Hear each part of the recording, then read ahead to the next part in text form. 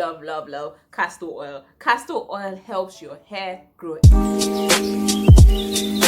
Hi guys, welcome back to my channel. If this is your first time here, hello, and if you're a returning subscriber, thank you for returning. My name is Kiton and I film videos from the Netherlands, and I make videos on my faith and also a modest lifestyle. In this video, I'll be telling you all about my hair because I had a lot of questions from my previous video on what I do. I'll be summarizing in this video some of the steps I take, and if you'd like to know more about how I do all these things in another video, please leave your comments down in the comment section below and ask for maybe any of these points and for me to elaborate and explain in thorough steps. And now, without further ado, let's dive into the video. First things first, I'm not going to tell you that, oh, your hair is going to grow to waist length by this time or this or that. Use rice water tomorrow, gari or whatever they put on their hair. But I'm going to just tell you that there are two things that play a huge role in your hair growth and also how healthy your hair looks. Number one, nature. Number two, nurture. Nature plays a very big role. Your genes and that which you inherit from your parents plays a very big role. You can even have two siblings in the same family and their hair would never look the same. It does play a role in how full your hair is or how thin it is or how thick it is, but you must also know that you have a part to play. How you nurture your hair, what you do to it, will greatly affect its health and also affect the length. Having explained the role that nature plays in this, now I'll be going on to nurturing your hair. A thing that we fail to realize is that all the parts of our body speaks to us. When you have a rash on your skin, you know that there is something wrong and then you treat it. When you have a headache, you feel that, oh, something doesn't feel right, or you have a tummy ache, something doesn't feel right, and we act on it. Why then don't we pay attention to what our hair is saying? We want to do our hair. What do we normally do? We wash, we style, and then we maintain, and everyone eats, right? So these are the 4 things I'm going to be touching upon in this video. Now let's start with washing. I enjoy washing my hair in sections. I normally section my hair from 4 to about 6 or 8, depending on the state my hair has been before the wash and what I want to do. First things first, when I'm washing my hair, that is the only time, and I mean only time, I detangle my hair. When I see people putting combs in their hair when their hair is not wet and they don't expect their hair to cut, you are deceiving yourself. That hair is going to break off on you and you'll be left to pololo.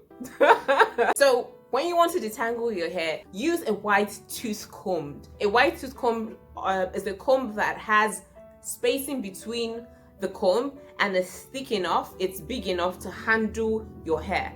Don't just jump into the shower and then you have small water on your hair and you start combing rigorously. You have to be patient. Your natural hair is not like relaxing. Now, I would not lie to you or say that I finger detangle. With the hair on my head, detangling is not for me and it's not for everybody. Some people, they do not use combs, they do not use anything. And if your hair is thin and you do not have a lot of hair on your head and your hair is not that long, finger detangling will work perfectly for you and you have the patience. So the right time to detangle your hair is when you have conditioner in your hair and the conditioner has sat in your hair is malleable, your hair is soft, it's supple, it's moisturized. That is the time and only time I would advise for you to detangle your hair. The second thing under washing our hair is products. What are you using to wash your hair? What shampoo, what conditioner are you using?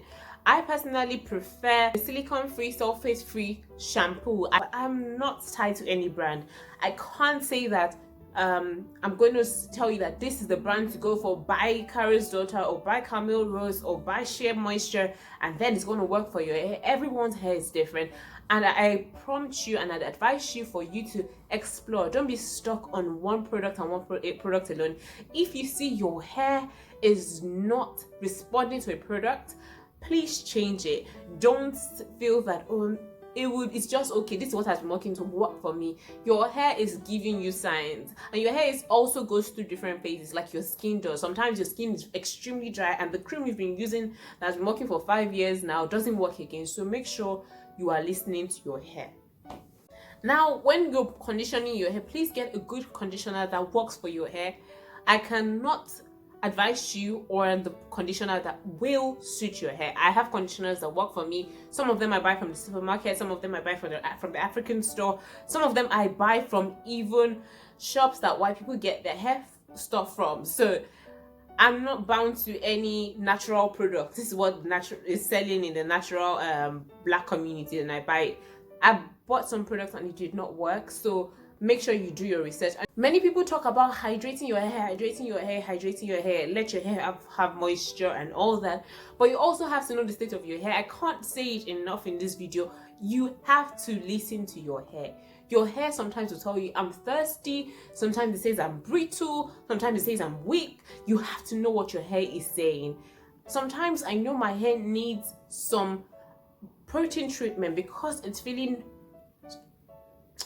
weak, it's feeling brittle, it's feeling like it lacks that strength and bounciness that it has. So I do a protein treatment. I can't tell you do a protein treatment every 2 weeks or every 1 month or every 2 months. Listen to your hair. In some phases of my life, I had to do protein treatment maybe every 3 weeks. At other times, every 1 month. At other times, every 1.5 months. Just know what your hair is saying. If your hair feels very dry, very hard, very parched, you know, that kind of a feeling, your hair needs hydration. It needs moisture. It needs water. It needs something that helps to bring you back to life. So you go for a hydrating shampoo, hydrating conditioner, and just make sure you're giving that hair all the liquid and moisture it needs. So the second thing is styling. After you wash your hair, you want to style your hair. Either you want to braid your hair, pack your hair, blow dry it, straighten it, do threading, do calabar. Protective styling is very necessary for your hair. But do you know there's something that can be overprotective? You know, when people braid their hair and use extensions and leave that hair for a month or 2 months or 3 months, you have overprotected that hair and that hair is gonna cut. Because as you're losing it like this, your hair is falling off with it. The hair has been malnourished during that time that you've covered it and kept it away because you think that it's hard to maintain, it's difficult to keep up with. I think that's called overprotecting your hair. Your hair needs to be able to access moisture regularly, and every style you do, I would advise that you have access to your scalp. Your scalp is the place that new hair grows from. So if your scalp is dirty, you've had your hair in for 1 month, the scalp has built up, it has a layer that is not allowing new hair to grow from, then you're hindering growth. And also your hair will definitely not be healthy, because products that I have reduced using in my hair routine are gels, heat, and also heavy creams and grease. You might ask why.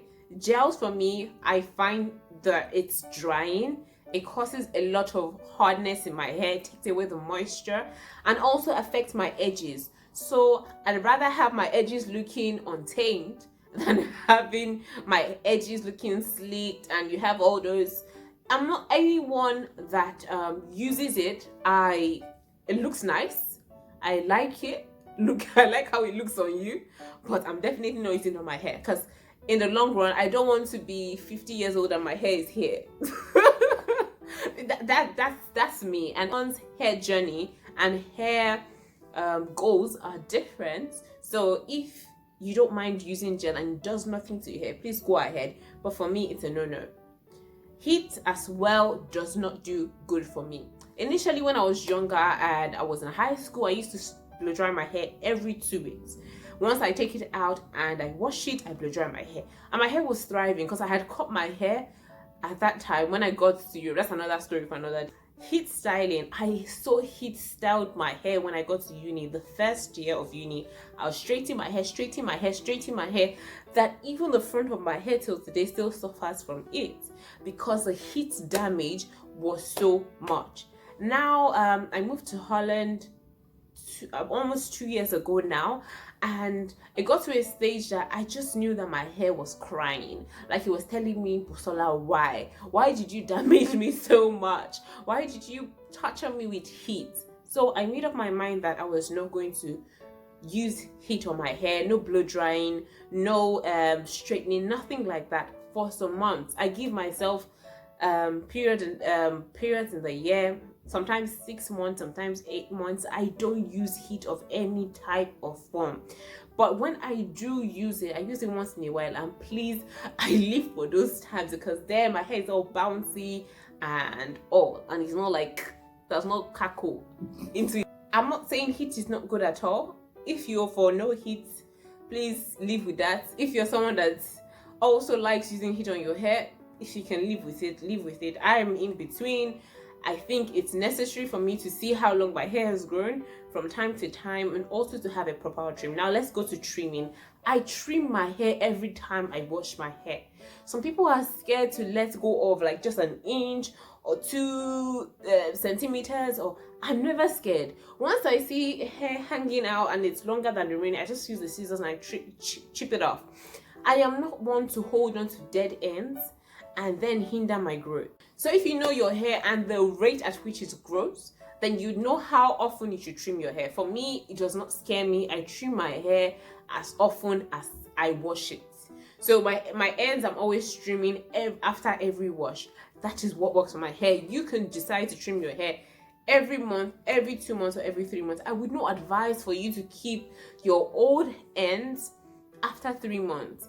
No matter how slow your hair growth is, make sure you're trimming. It doesn't have to even be a lot, just very little. Just trim, because your hair would have split ends, it would have all those things, and when you don't take care of it early, it keeps going deeper and deeper into your hair, and then you're not able to keep any hair at all.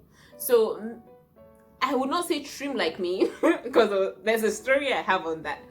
The final thing in this styling segment is the oils I use. I love castor oil. Castor oil helps your hair grow. It helps to promote growth. If your hair is meant to grow this much in a month, it will help to encourage that, you know. So I'm not saying that rub castor oil everywhere, but castor oil does work. It's worked for a lot of people, and for me, I love castor oil on my scalp. It's very nice, and I don't put castor oil on my hair strands. Castor oil is so heavy and dense. When you put it on your hair strand, it weighs your hair down and it becomes sticky. What I do is I use almond oil on my strands because it's light, it's moisturizing, and it works. If your hair is falsy, if it's dense, almond oil is yet light, but also it's also very nourishing for your hair. Some people can say that it's coconut oil that works for their hair. Just know what works for your hair. I can't give you a manuscript, except I am your hairdresser and I look at your hair and I see, okay, this is what your hair needs or likes, and then I can advise you personally. But I can't come on YouTube and say this is a one-size-fits-all for everyone, because it doesn't work that way. Last point I'm going to be speaking about in this video is maintenance and diet. Maintenance is very important, because after you have braided your hair or plaited it all back like I do, or in threes, I normally like to maintain it. So here I always have like a moisturizer, a liquid moisturizer that is water based, that I shake and spray on my hair. This can be from aloe vera to anything. You can even buy it in the store and just have it sprayed on your hair every 1-2 days, and then your hair stays moisturized. Diet, the final tip. Your diet is very important. Drink loads of water and eat your greens. Your greens help not only your skin, but it also helps in promoting hair growth.